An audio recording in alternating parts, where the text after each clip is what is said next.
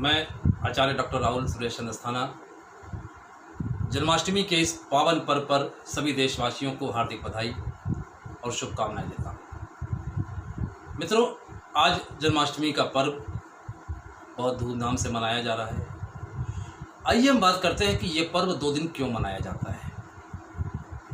बहुत आरंभ से ही ये चला आ रहा है, ये परिपाटी चली आ रही है कि 2 दिन का पर्व मनाया जाता है। 2 दिन का ये पर्व मनाने के पीछे जो धारणा है वो अलग अलग संप्रदाय की धारणा है।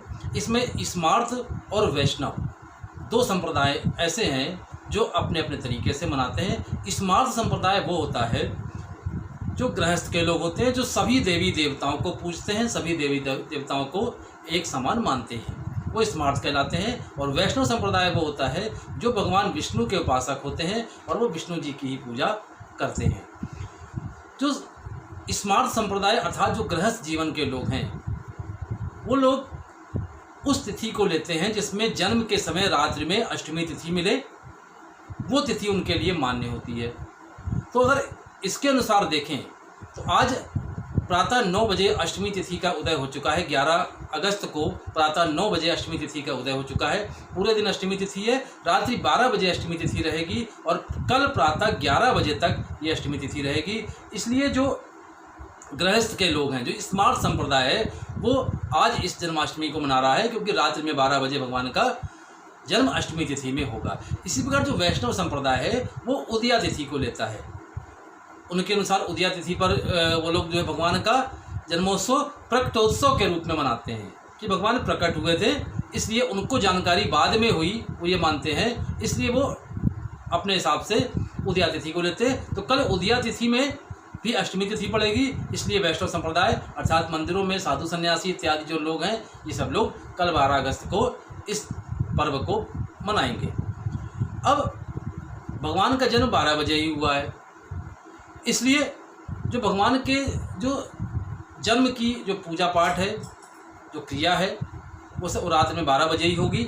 इसमें आज हम आपको जो विशेष पूजा बताने जा रहे हैं कि भगवान के लिए कृष्ण जन्मोत्सव पर, कृष्ण जन्माष्टमी पर क्या पूजा करनी चाहिए। थोड़ा सा हम आपको कुछ आध्यात्मिक बातें भी बता दें कि जिस प्रकार से भगवान कृष्ण 16 कलाओं से युक्त परिपूर्ण हैं, आपको बता दें कि उसी प्रकार से भगवान कृष्ण के जीवन में जो राधा रानी आई हुई हैं, राधा रानी भी 16 कलाओं से युक्त है। कैसे? ये कहा जाता है, बहुत सारे ग्रंथों में भी, गूढ़ ग्रंथों में इस बात का वर्णन है कि राधा रानी कौन है? भगवान कृष्ण जो कि पूर्णता को प्राप्त थे, 16 कलाओं से युक्त थे, इसलिए उनको संभालने के लिए एक पूर्ण तत्व की आवश्यकता थी। उस पूर्ण तत्व के रूप में राधा रानी इस संसार में आई और उन्होंने भगवान कृष्ण के साथ लीलाएं करी। जो राधा रानी हैं वो वास्तव में माता त्रिपुर सुंदरी हैं, जिन्हें षोडशी भी कहा जाता है। 16 कलाओं से युक्त माता त्रिपुर सुंदरी षोडशी के रूप में है और 16 कलाओं से युक्त भगवान कृष्ण जो है वो लीलाधारी के रूप में है। इसलिए राधा रानी और भगवान कृष्ण वास्तव में श्री की ही मूर्ति हैं। और जो भगवान कृष्ण की जो 16 कलाएं हैं, उनमें पहली कला वो श्री की कला है, अर्थात यश, वैभव, धन संपत्ति, ये सब श्री में आता है। तो आज रात्र को अर्थात 11 अगस्त को रात्रि 9:12 से रात्रि 10 बजे तक केवल 2 घटी का एक बहुत ही शुभ मुहूर्त है अमृत काल में। इस अमृत काल में आज की रात्रि में माता त्रिपुर सुंदरी की पूजा आप करें, जो राधा रानी के रूप में है। त्रिपुर सुंदरी की पूजा करने के लिए आपको क्या करना है? रात्रि 9:12 से 10 बजे के मध्य में श्री सूक्त का पाठ करें, लक्ष्मी सूक्त का पाठ करें, माता कनकधारा का पाठ करें और एक छोटा सा मंत्र है, ओम श्रीम नमः। ओम श्रीम नमः, इस ओम श्रीम नमः की कम से कम 3 माला का जप रात्रि में करें और देसी घी का दीपक आप जला लें। इस पूजन को आप करेंगे, आपको धन संबंधी समस्याएं आपकी दूर होंगी। जो श्री का फल है वो फल आपको प्राप्त होगा। श्रीयंत्र यदि घर में हो आप, तो आप श्रीयंत्र भी रख लें। तो श्री कृष्ण श्रीयंत्र और श्री की देवी माँ त्रिपुर सुंदरी, तीनों की पूजा आप करें। इसके बाद 12 बजे भगवान का जन्म करें, बहुत सामान्य रूप से जन्म करें अपना।